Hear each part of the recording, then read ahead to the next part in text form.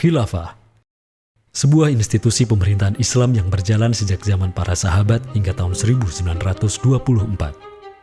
Ia merupakan sebuah simbol keagungan peradaban Islam selama hampir 1.300 tahun.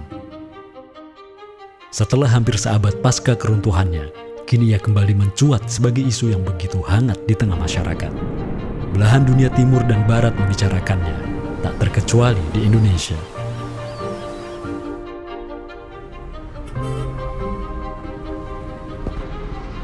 Perdebatan tentang khilafah tak terhindarkan. Apakah ia pantas diterima atau tidak di zaman modern saat ini? Kita tahu khilafah atau kehilafahan Islam itu di Nusantara bukan hal yang baru. Ya, sudah ada hubungan relasi antara kesultanan-kesultanan dan kerajaan Islam Nusantara dengan kehilafahan di Turki Utsmani atau wilayah Arab secara keseluruhan itu sejak abad ke-7.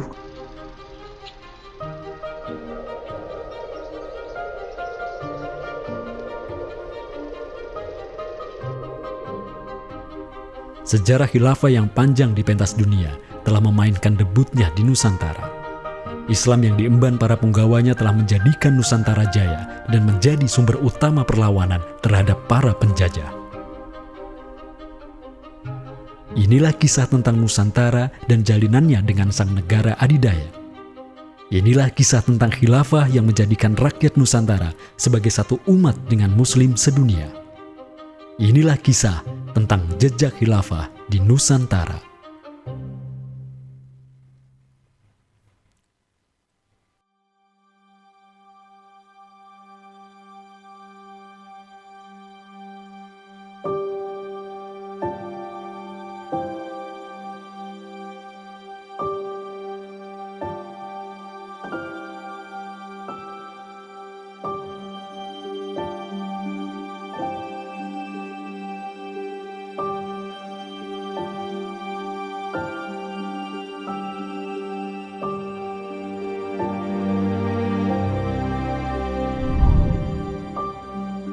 Senin, 12 Rabiul Awal tahun 11 Hijriah, bertepatan dengan tahun 632 Masehi.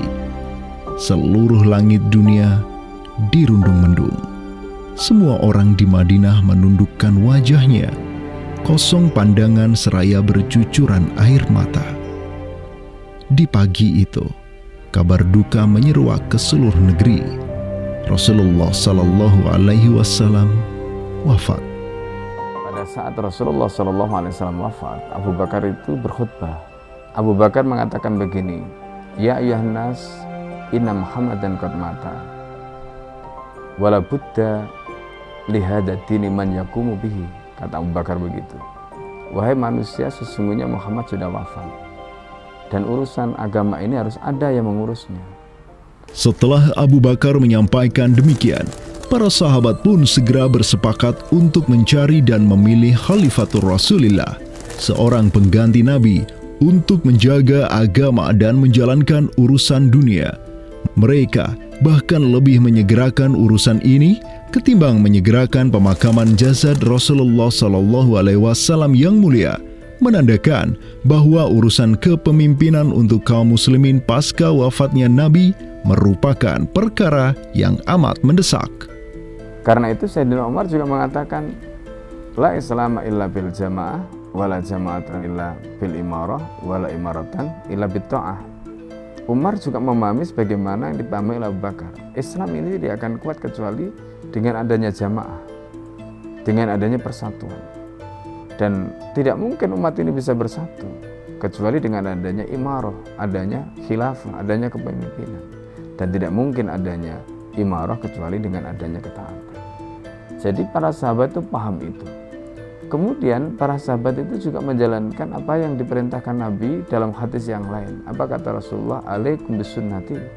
Kalian harus pegang teguh sunnahku. Wa sunnatil khulafa'ir rasyidin al-mahdiyyin min ba'di. Dan sunnah para khalifah rasyidin al-mahdiyyin min ba'di, mendapatkan petunjuk setelahku.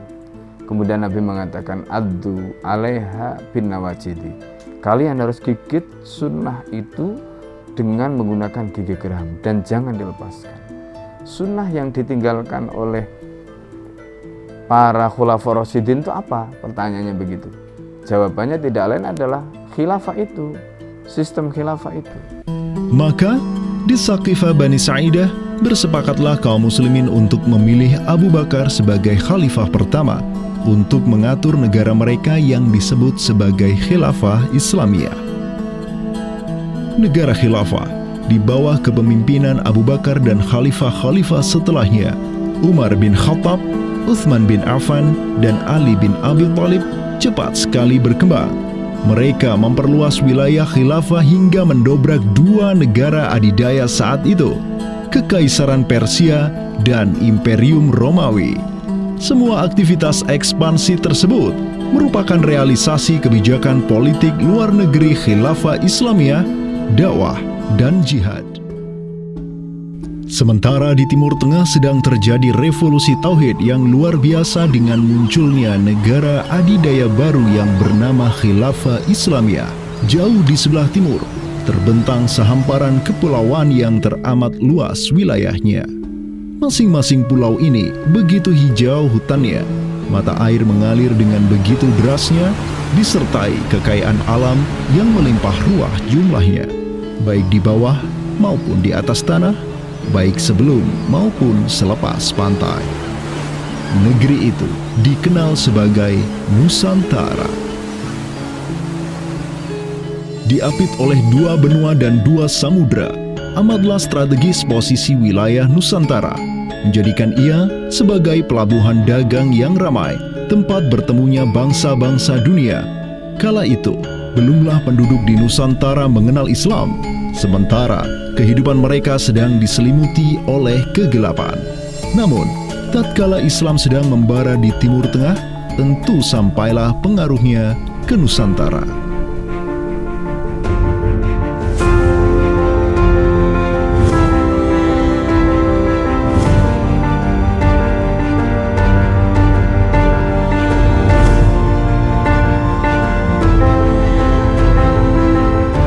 Saya ingin mengutip apa yang pernah dinyatakan oleh Buya Hamka ya di dalam buku beliau dari Perbendaharaan Lama, termasuk juga buku beliau yang judulnya Sejarah Umat Islam, yang beliau menyatakan bahwa sesungguhnya teori yang kita tahu bahwa Islam masuk ke Nusantara itu berasal dari Gujarat pada abad ke-12 sampai 15 Masehi, itu sebetulnya tidaklah tepat sepenuhnya. Karena apa? Karena Buya Hamka memiliki pandangan ataupun penjelasan terkait dengan kapan sesungguhnya Islam masuk ke Nusantara, ke Indonesia. Beliau menyatakan bahwa Islam masuk ke Nusantara itu jauh sebelum teori Gujarat.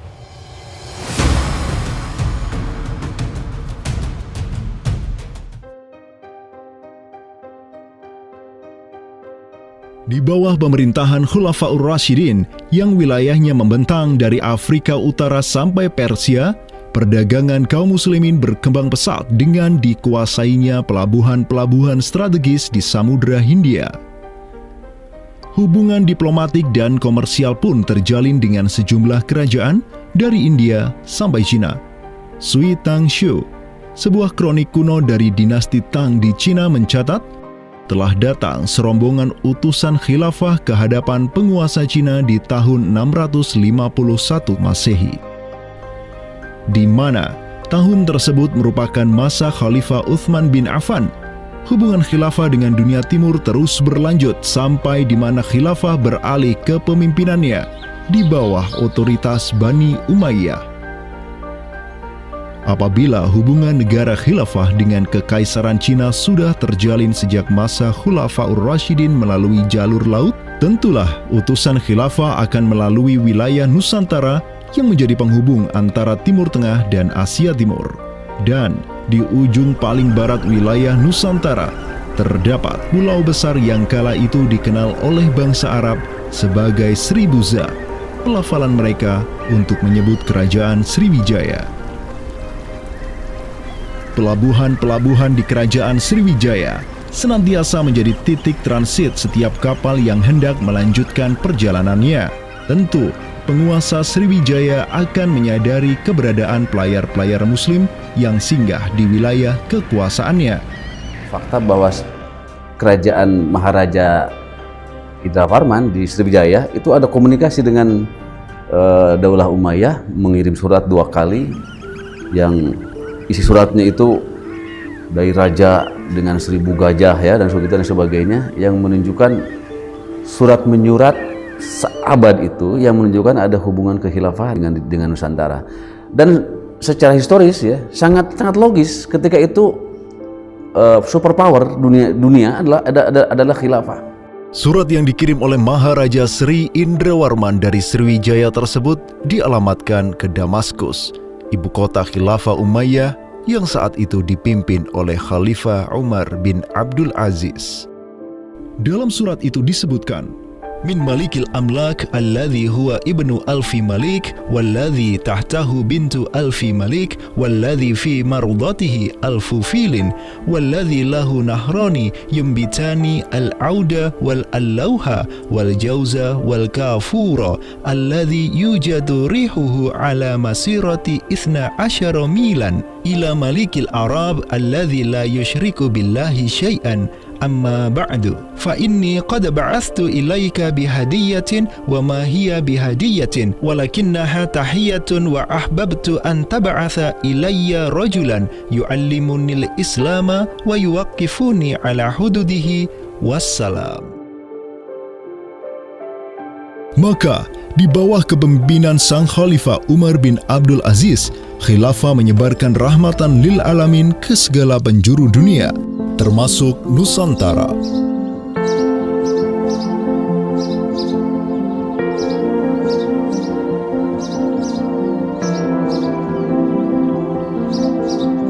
Seperti sekarang Amerika atau Eropa kan, ada hubungan dengan semua negara karena dominasi politik, ekonomi mereka, kebudayaan dan sebagainya. Saat itu penguasa dunia atau superpower adalah dunia Islam, institusi politiknya khilafah, maka sangat logis kalau ada relasi dengan berbagai semua negara.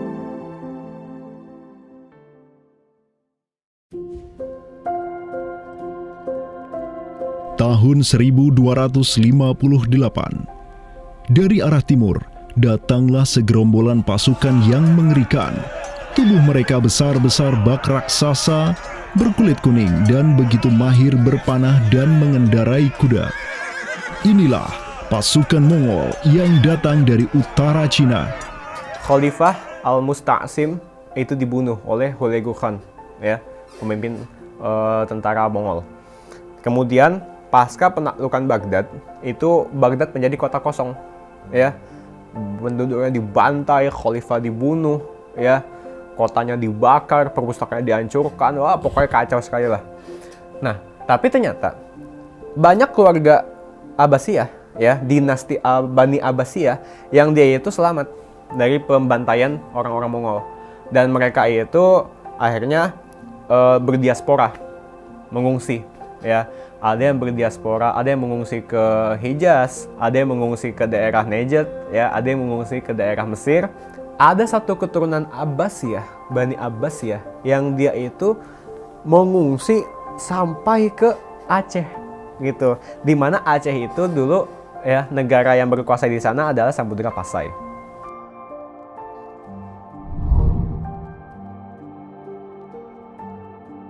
Terdapat 3 orang Bani Abbasiyah yang diketahui dimakamkan di Aceh, yakni yang pertama Sodrul Akabir Abdullah bin Muhammad Al-Abbasi, keturunan Khalifah Al-Mustaunsir Billah. Kedua, istrinya Siti Rahiman binti Malikul Mu'azzam, dan ketiga, anaknya Sodrul Akabir Yusuf bin Abdullah Al-Abbasi. Mereka bertiga dimakamkan di kompleks yang sama. Yang paling monumental, yang paling besar di sini kita lihat adalah seorang tokoh yang memiliki predikat As-Sadr Al-Kabir ataupun pengawal para pembesar yang derajatnya mungkin setingkat dengan Perdana Menteri.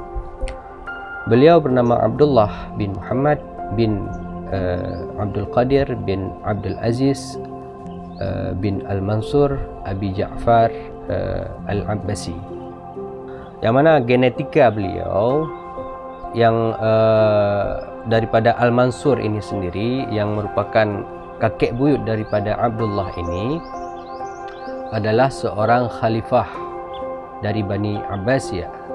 Bani Abbas ini yang terkubur di Aceh, ya, Lok Sumawe ini, ayahnya ini, ya, Muhammad bin Abdul Qadir, ternyata dia itu dicatat oleh Ibnu Battuta, ya, dicatat oleh Ibnu Battuta dalam rihlahnya kitab Tuhfatun Nazar, ya. Nah, dia itu ayahnya Abdullah bin Muhammad Sodrul Akabir yang di Pasai itu menjadi gubernur, ya, menjadi gubernur di mana, di daerah India gitu, dicatat oleh Ibnu Battuta gitu, ya. Dan Ibnu Battuta mencatat sultan-sultan di India itu begitu hormat, ya, begitu taat, dan mereka itu memuliakan keturunan Khalifah Abbasiyah ini, ya, keturunan Khalifah Al-Mustansir billah, begitu. Nah, ini mengindikasikan bahwasanya apa?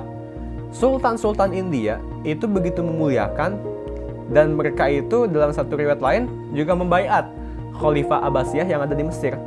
Sementara sultan-sultan di India, ya, kesultanan Islam di India itu punya hubungan erat dengan Samudra Pasai, begitu. Nah, di sini kita bisa menduga kuat bahwasanya Samudra Pasai itu juga berbaiat kepada Khalifah Abbasiyah. Samudra Pasai pada masa itu berbaiat kepada dinasti sebelum Utsmaniyah berkuasa, yaitu kita menduga dan meyakini hal tersebut sesuai fakta-fakta yang kita temukan di lapangan bahwa Madinatul Sumatera ataupun Jaziratul Jawi, Samudra Pasai itu berbaiat langsung kepada dinasti Abbasiyah. Sultan Zainal Abidin bin Ahmad bin Malikus Zahir bin Malikus Saleh, penguasa Pasai di masa Sodrul Akabir Abdullah Al-Abbasi hidup, menyatakan baiatnya kepada Khalifah Al-Mutawakkil 'alallah di Kairo di awal abad ke-15. Begitu pula sebelumnya, Sultan Muhammad bin Tughluk di Delhi diikuti oleh Sultan Jalaluddin Muhammad dari dinasti Raja Ganesh di Bengali dan penguasa dari dinasti Utsmaniyah di Turki, Sultan Bayazid pertama. Seluruh sultan di dunia Islam menyatakan baiatnya kepada Khilafah Abbasiyah semenjak gelombang badai Mongol berhasil dihentikan oleh pahlawan-pahlawan Mamluk. Pusat Khilafah Abbasiyah kini berpindah ke Kairo, Mesir, dan menjadi magnet kaum muslimin global. Dari pusat khilafah inilah dakwah Islam mulai bangkit kembali dan menggencarkan aktivitasnya dengan mengirim berbagai juru dakwah ke seluruh penjuru alam. Dengan Samudra Pasai yang mendaulatkan dirinya sebagai Darul Islam yang berbaiat kepada Khalifah, Samudra Pasai mengemban tugas untuk mengubah seluruh Asia Tenggara dari Darul Kufri menjadi Darul Islam. Sultan Zainal Abidin Ra Ubabdar dibantu oleh putra Sodrul Akabir Abdullah bin Muhammad Al-Abbasi, yakni Yusuf bin Abdullah, yang di pucuk pusaranya tertera nama kakeknya Khalifah Al-Mustansir billah, banyak menaklukkan wilayah-wilayah yang belum Islam di Sumatera dan Semenanjung Malaya. Seperti Ra Ubabdar. Ra Ubabdar itu berasal dari dua kata, Ra dan Ubabdar, yang mana artinya adalah penguasa gelombang. Ini adalah sebuah predikat yang sangat luas sebenarnya maknanya. Sesuai dengan masa yang ditorehkan pada waktu tersebut, bahwa Sultan Zainal Abidin Ra Ubabdar bin Ahmad bin Muhammad bin Al-Malik Al-Salih ini adalah salah satu masa kegemilangan Samudra Pasai, yang mana kita ketahui setelah masa tersebut yang memimpin Kesultanan Sumatera adalah anak keturunan daripada beliau ini, yang jumlahnya sampai 11 orang sultan. Bergerak dan terus bergerak itu meluaskan dakwah Islamnya sampai ke pulau-pulau. Itu masa Zainal Abidin Ra Ubabdar, terutama penakluk gelombang yang dijuluki beliau itu melebarkan sayap itu sampai ke seluruh Asia Tenggara. Digelarilah Sultan Zainal Abidin Pasai dengan sebutan Ra Ubabdar, bahasa Persia untuk gelar sang penakluk gelombang, karena dengan arungan pasukannya yang luar biasa di atas gelombang laut Nusantara, ia membuka banyak sekali wilayah, seperti Malaka misalnya, di mana di sanalah Sultan Zainal Abidin Ra Ubabdar menempatkan putranya Sultan Mansur sebagai penguasa Darul Islam Malaka. Kesultanan Samudra Pasai banyak pula mengirimkan juru dakwahnya untuk meminta penguasa-penguasa Nusantara lain agar menerima Islam. Salah satu juru dakwah tersebut dikirim ke Jawa Timur, pusat pemerintahan rezim yang mendominasi wilayah Nusantara saat itu, Kerajaan Majapahit.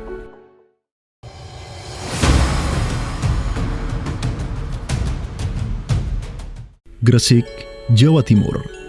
Di kota yang hanya berjarak 60 km dari Trowulan, ibu kota Kerajaan Majapahit, terbaring jasad mulia di atas pusara marmer yang begitu indah.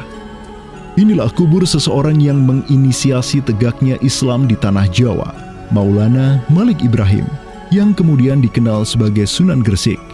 Malik Ibrahim adalah seorang yang berkedudukan tinggi di lingkaran kuasa Samudra Pasai, terlihat dari gelarnya yang bertajuk Umdatus Salatin wal Wuzara, pondasi para sultan dan wazir, di mana gelar tersebut adalah gelar untuk wakil Sultan Samudra Pasai sebagaimana yang dicatat oleh Ibnu Battuta. Gelarnya yang lain seperti Burhanud Daulah Waddin, penerang negara dan agama, adalah gelar yang disematkan kepadanya selayaknya gelar-gelar yang diberikan Khilafah Abbasiyah kepada pejabat-pejabat penting daulah, sebuah gelar yang begitu politis sekaligus agamis.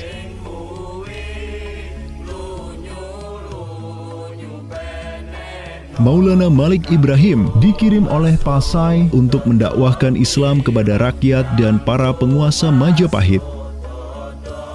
Banyak orang-orang dari kesultanan ini, Kesultanan Samudra Pasai, yang itu berbaiat langsung ke khalifah, itu mengirim orang-orang atau orang-orang Pasai itu banyak bermigrasi ke daerah-daerah lain di Nusantara.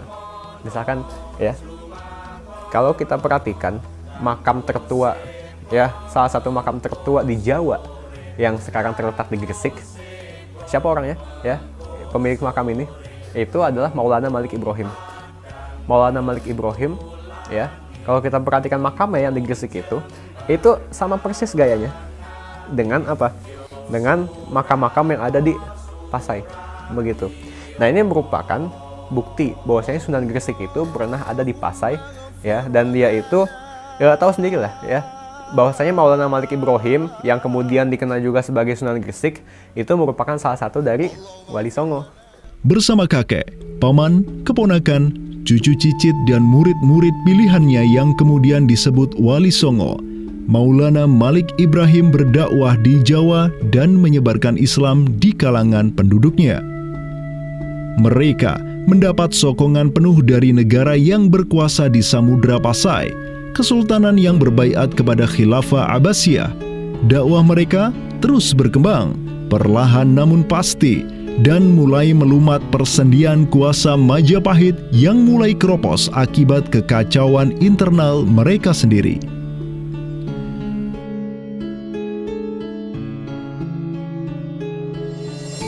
Para Wali Songo juga dihormati karena sebagian besar dari mereka menyandang status sebagai keturunan Nabi melalui jalur Husain bin Abi Thalib yang terus turun-temurun kepada Muhammad Sahib Marbal, turun lagi ke Alawi sampai ke Imam Jamaluddin Al-Husaini yang dikenal juga sebagai Syekh Maulana Jumadil Kubra, yang dari dialah para Wali Songo lahir sebagai anak-anaknya.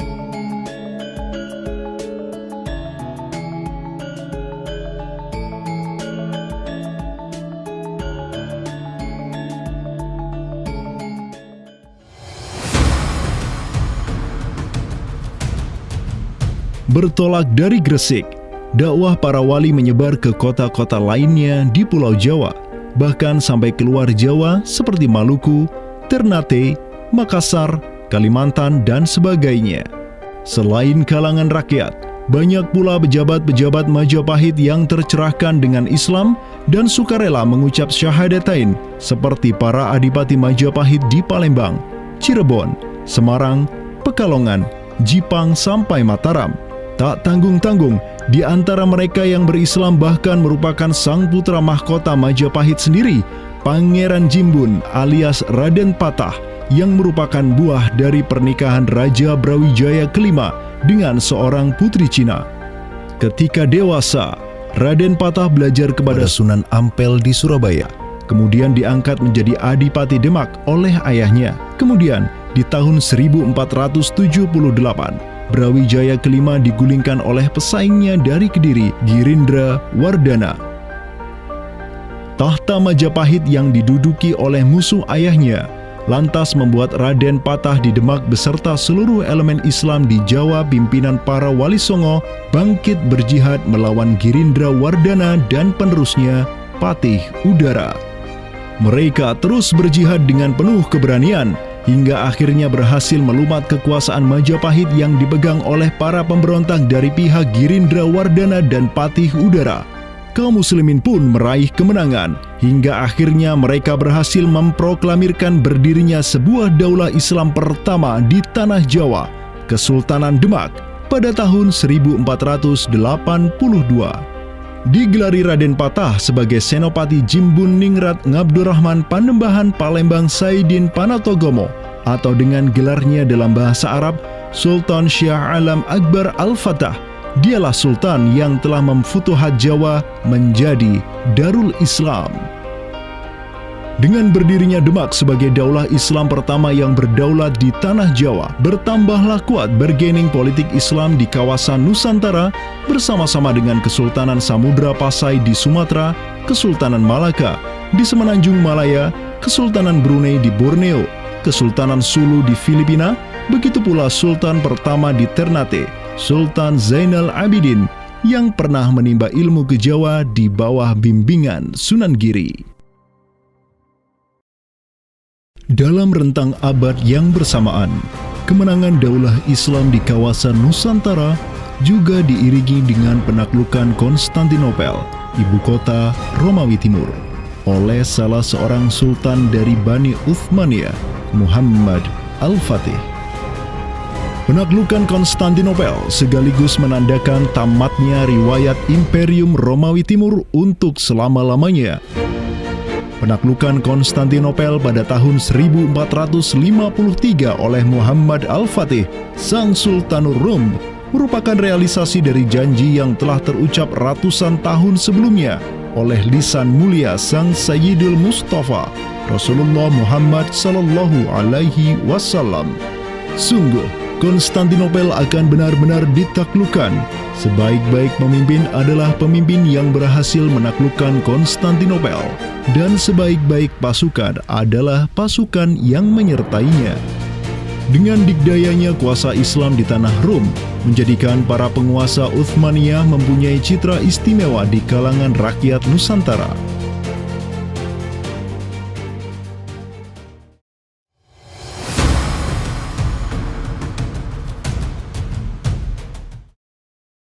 Namun demikian, dikala penaklukan demi penaklukan sedang digencarkan oleh tentara Islam mulai dari Rum sampai ke Nusantara, penaklukan yang sama juga digencarkan oleh tentara Kristen di ujung paling barat dunia Islam, Andalusia.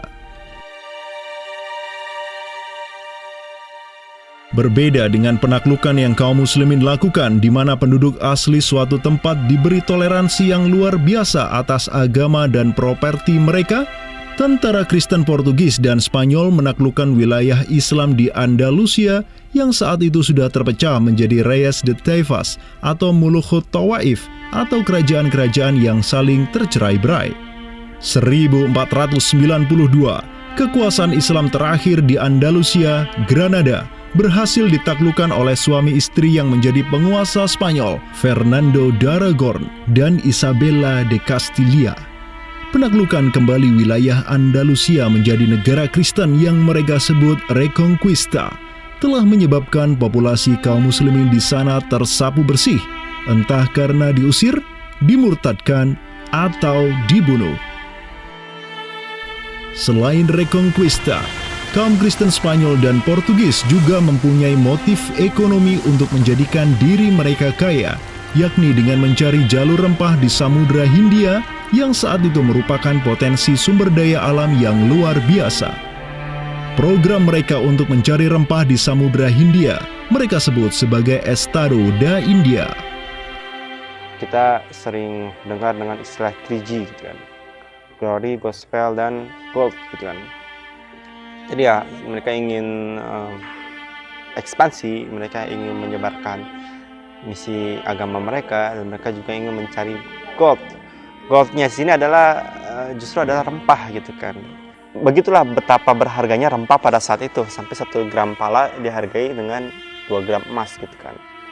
Paus Alexander ke-6, pemimpin kaum Kristen saat itu, begitu mendukung hasrat Portugis dan Spanyol untuk menjelajah dunia dan menyebarkan Kristen.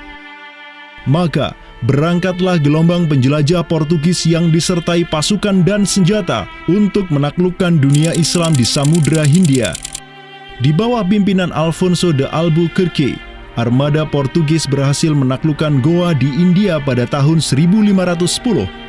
Dan setahun kemudian berhasil sampai ke Malaka, merebut pelabuhan strategis itu dari Sultan Mahmud Syah yang memerintah tempat tersebut. Dengan bercokolnya Portugis di Nusantara, dimulailah babak baru sejarah Islam di kawasan ini.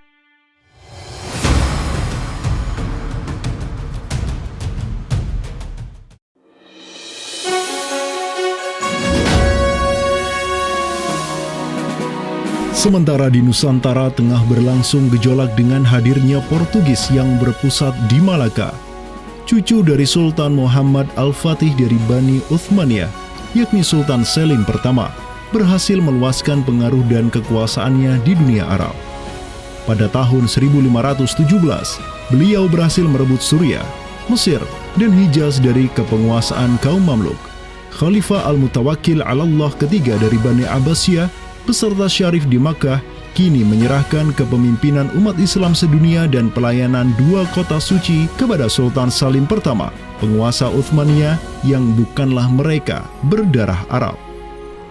Perlu dicatat bahwa penjelasan tentang Al-A'immatu fi Quraisyin itu, kalau kita merujuk kepada kitab Ar-Rawdah, Rawdatul Thalibin wa Umdatul Muftiin, memang ada hal yang menarik di sini. Di satu sisi ada mengatakan bahwa syarat khalifah itu harus Quraisy. Tetapi Imam Nawawi sepakat ketika katakanlah dari Quraisy tidak ada, terus diambilkan dari mana? Maka kemudian disebutkan di situ ya di luar Quraisy, bisa dari bani ini, itu yang disebutkan di dalam kitab Ar-Rawdah. Karena itu sebenarnya syarat al-a'immah fi Quraisyin itu bukan syarat yang wajib, tetapi difahami di sini berdasarkan penjelasan yang diantaranya disebutkan dalam kitab Ar-Rawdah tadi, itu adalah merupakan syurut afdaliyah. Maka semenjak tahun 1517, kepemimpinan khilafah beralih ke Bani Uthmaniyah. Selim pertama dan anak keturunannya kini didapuk sebagai Khalifatul Muslimin. Amirul Mukminin, Khadimul Haramain, Al-Ghazi fil Bahraini wal Bahraini, Zilullah fil Alam, Padisyah wa Khilafat Penah. Wilayah khilafah Uthmaniyah terus merangsek Eropa, dan merekalah yang menguasai Laut Mediterania dan juga Laut Merah. Adapun Portugis yang bercokol di Samudra Hindia mulai ketakutan karenanya. Karena dengan munculnya khilafah Uthmaniyah sebagai negara Islam yang adidaya, solidaritas Muslim sedunia akan bangkit kembali karena memiliki perisai kuat di sisinya.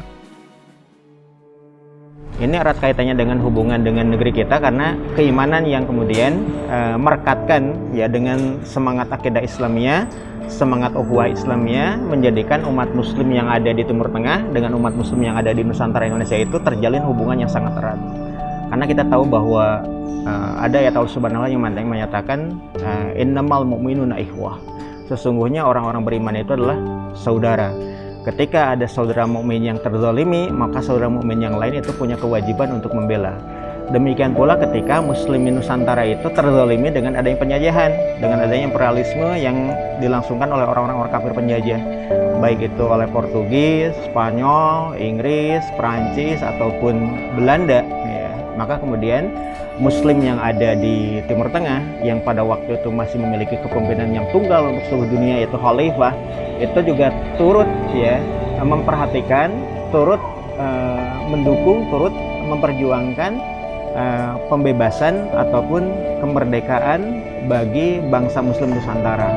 Kenapa? Ini semangat jihad di antara kaum Muslim yang dihubungkan dengan semangat keimanan atau akidah Islamiyah tadi. Kenapa? Yang namanya mukmin itu adalah kal jasadil wahid, ya, satu tubuh.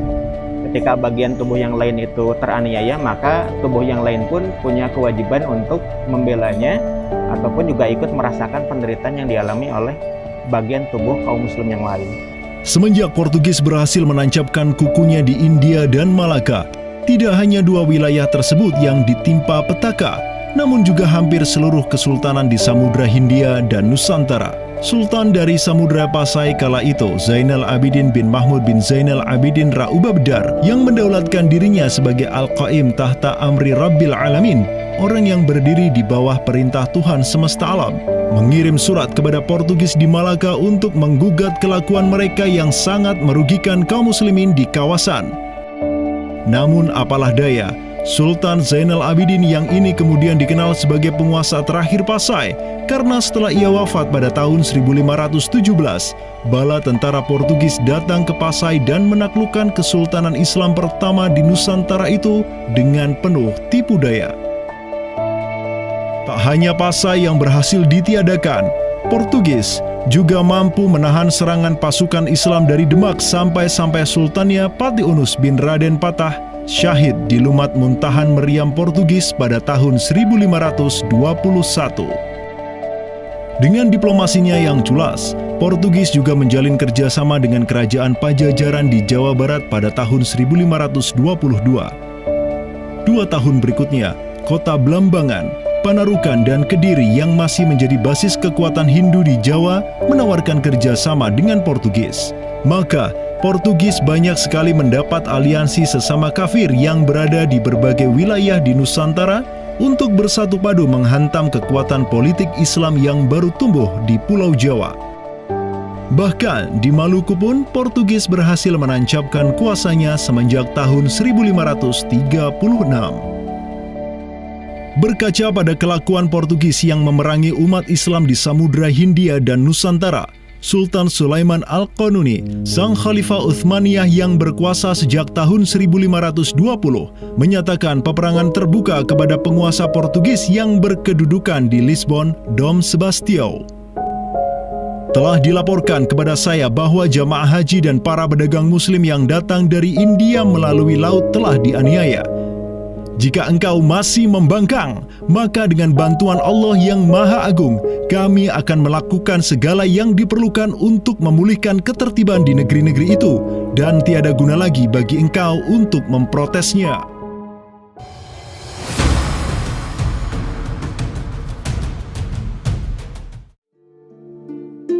Penjaga kedaulatan Islam di Sumatera yang harum selama ratusan tahun, Samudra Pasai, kini sudah sirna di bawah kungkungan Portugis. Namun, harapan kemenangan itu masih ada. Karena tak lama setelah itu muncul kekuatan baru yang terbit di ujung utara Sumatera, Kesultanan Aceh. Kita mengetahui bahwa Sultan Aceh yang pertama adalah Sultan Ali Mughayat Shah.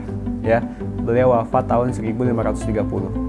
Dan ini merupakan masa yang bersamaan dengan Sultan Sulaiman Al-Qanuni dari Khilafah Utsmaniyah. Prestasi Sultan Ali Mughayat Shah telah dicatat dengan tinta emas sejarah. Kegemilangan Sultan Aceh pertama itulah yang direkam oleh salah seorang ulama besar dunia Islam, Syekh Ahmad Zainuddin Asy-Syafi'i Al-Malibari, yang merupakan murid dari ulama tersohor Ibnu Hajar Al-Haytami. Dalam kitabnya Tuhfatul Mujahidin fi Ba'di Akhbaril Burtukaliyin, Syekh Zainuddin Asy-Syafi'i menulis, dan mereka orang-orang Portugis. Semoga Allah mengalahkan mereka, mendatangkan berbagai barang dari negeri-negeri yang jauh. Mereka menjadi ramai dan bertambah banyak di kawasan.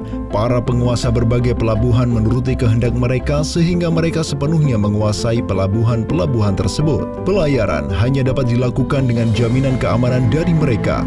Perdagangan dan kapal-kapal mereka bertambah banyak dan sebaliknya, perdagangan muslimin di luar kapal-kapal dan benteng-benteng yang mereka bangun makin merosot.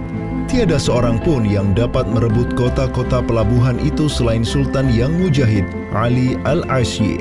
Semoga Allah menerangkan kuburnya. Karena Sultan Ali Al-Ashi lah yang telah membuka Sumatera dan menjadikannya Darul Islam. Semoga Allah membalas kebaikannya untuk kaum muslim dengan sebaik-baik balasan.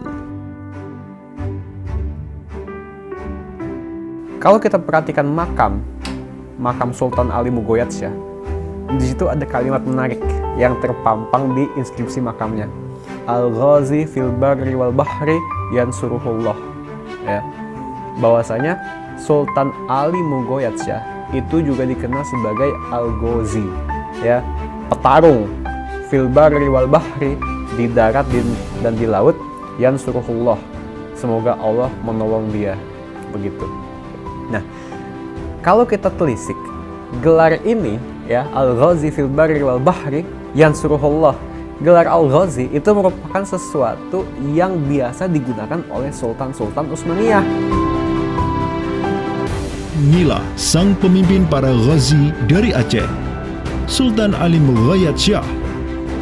Ialah yang menyatukan berbagai pemimpin lokal di Nanggro dan menjadikannya sebagai satu kekuatan tempur yang dipenuhi keimanan dan ketakwaan kepada Allah. Sebenarnya yang bergelora di masyarakat Aceh ini itu jihad fisabilillah, ya, atas nama Islam.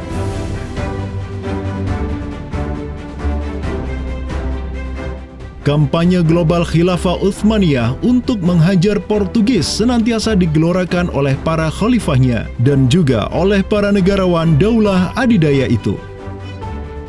Tahun 1539, Khalifah Sulaiman Al-Qanuni memerintahkan wazir agungnya Hadim Sulaiman Pasha untuk mengirim utusan ke Aceh sebagai bentuk tanggung jawabnya untuk membantu kaum muslimin di sana.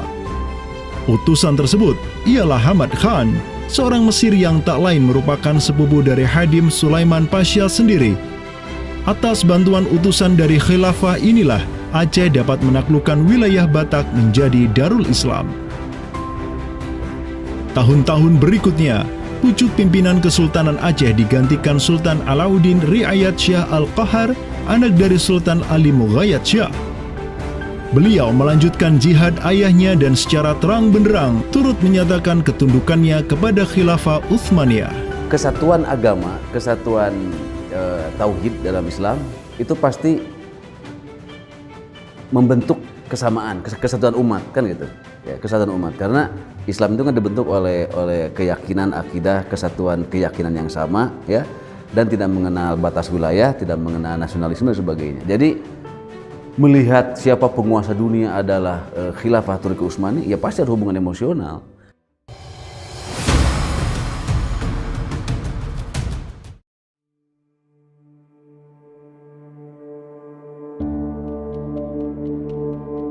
Pada tahun 1566, Sultan Alauddin Riayat Syah Al-Qahar mengirim surat ke Istanbul. Dan pada baris ke-69 sampai ke-71, Sultan Aceh ini menyatakan baiatnya kepada Khalifah Sulaiman Al-Qanuni. Dengan bersungguh-sungguh, kami meminta agar Padishah atau Khalifah tidak lagi memandang saya, hambanya di tanah Aceh ini, sebagai penguasa yang independen, melainkan sudi menerima saya sebagai hambanya yang miskin dan rendah, yang dapat berkuasa berkat kemurahan hati Sang Padishah, Sang Pelindung dunia, naungan Allah di muka bumi, dengan jalan yang tiada berbeda dari gubernur Mesir, Yaman, atau para bey di Jeddah dan Aden. Sultan Selim II tatkala mendengar, ya, membaca surat dari Aceh ini, di mana surat Aceh ini itu selain memberikan baiat, dia itu juga meminta pertolongan kepada Khalifah Amirul Mukminin sebagai pelindung dunia Islam global agar mengirim sejumlah persenjataan ya, kapal perang, ahli-ahli militer ya kemana? Ke Aceh untuk menghadapi Portugis yang saat itu sedang menguasai Selat Malaka. Begitu. Nah, akhirnya apa? Bahkan Sultan Selim kedua itu menyebutkan ya Aceh itu sebagai wilayati Aceh ya. Wilayat itu asal katanya dari bahasa Arab, wilayah. Wilayah itu kalau dalam istilah tata negara Islam ya merupakan provinsi gitu. Jadi di sini ya Sultan Selim kedua Khalifah Utsmani ini menyebut Aceh itu sebagai provinsi, wilayati Aceh, atau dalam arsip yang lain disebut wilayatul Hind ya. Kemudian kalau dari segi kerjasama militer ya, itu dengan ditandai dengan pengiriman artileri perang yang cukup luar biasa, yang bahkan sampai yang namanya meriam-meriam monster dalam meriam penghancur, dan kemudian tim ahli pembuat meriam yang dikirimkan dari Turki ke Aceh Darussalam. Tapi ya qadarullah ternyata saat itu terjadi pemberontakan di daerah Yaman ya. Pasukan-pasukan yang seyogyanya dikirim ke Aceh itu dialihkan ke Yaman ya. Walaupun dialihkan ke Yaman untuk memadamkan pemberontakan di sana, tapi tatkala pemberontakan itu selesai, apakah misi ke Aceh itu tetap berlanjut? Lanjut ya. Tetap berlanjut. Nah, akhirnya sejarah mencatat bahwasanya ada 2 kapal galeon ya, 2 kapal perang besar yang dimana isinya merupakan perwira-perwira ahli militer dari Utsmaniyah dikirim ke Sultan Alauddin Riayat Shah Al-Qahar ya. Nah, dan ini ya menurut Profesor Amirul Hadi ya jumlahnya 400 ya.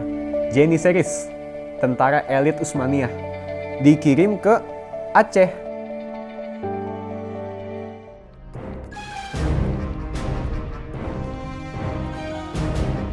Selama masa Sultan Alauddin Riayat Shah Al-Qahar, Aceh melancarkan serangan besar-besaran ke Malaka demi menghancurkan Portugis. Serangan-serangan itu dilaksanakan pada tahun 1537, 1564, dan 1568. Pada serangan yang ketiga di tahun 1568, armada raksasa berkekuatan 15.000 Ghazi Aceh, 400 Janissaries dari Khilafah Utsmaniyah, dan 200 meriam monster karya para ahli senjata Utsmaniyah berangkat ke Malaka yang dikomando langsung oleh Sultan Alauddin Riayat Shah Al-Qahar. Portugis yang bercokol di Malaka benar-benar kewalahan dan hancur berantakan ketika diserang bertubi-tubi oleh pasukan Aceh.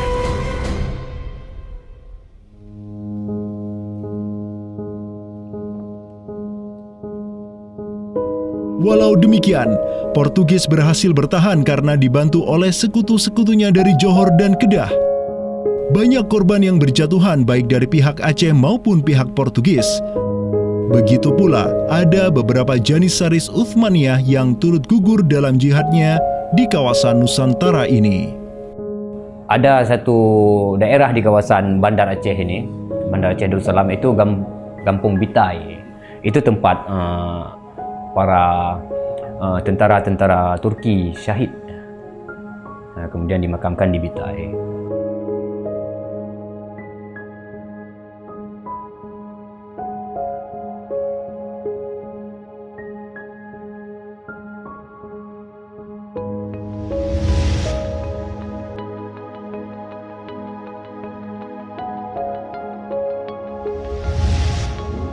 Mungkin kita melihat juga dari segi numismatik atau mata uangnya, banyak sekali dirham-dirham Turki Utsmani kita temukan di sini. Ini adalah Gampung Pande, sebuah rawa kumuh yang terletak di tepi pantai Kutaraja, Banda Aceh. Semenjak tahun 2006, tempat ini sudah dijadikan sebagai tempat pembuangan akhir untuk sampah dan tinja. Kemudian sempat pula ingin dibangun di atasnya instalasi pengolahan air limbah atau IPAL oleh Pemda setempat.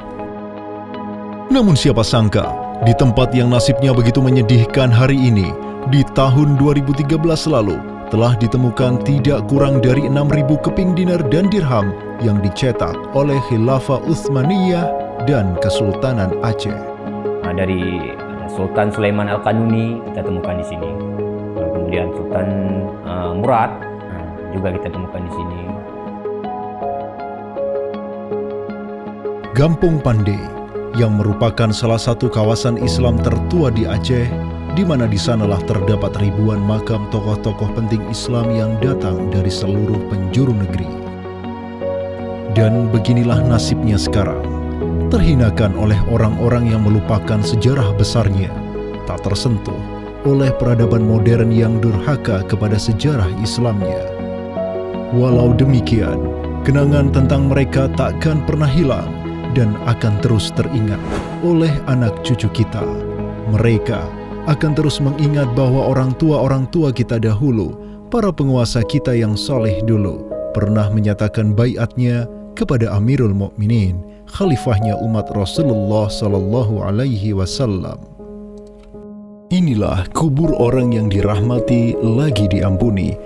Dialah Al-Ghazi, sang petarung di jalan Tuhan semesta alam, penentang kaum kafir dan musyrikin, pecinta kaum fakir dan miskin, Sultan Alauddin Riayat Syah, naungan Allah di muka bumi, putra Sultan Ali Mughayat Syah. Semoga Allah menyiramkan rahmat ke atas pusaranya dan menjadikan surga tempat kediamannya.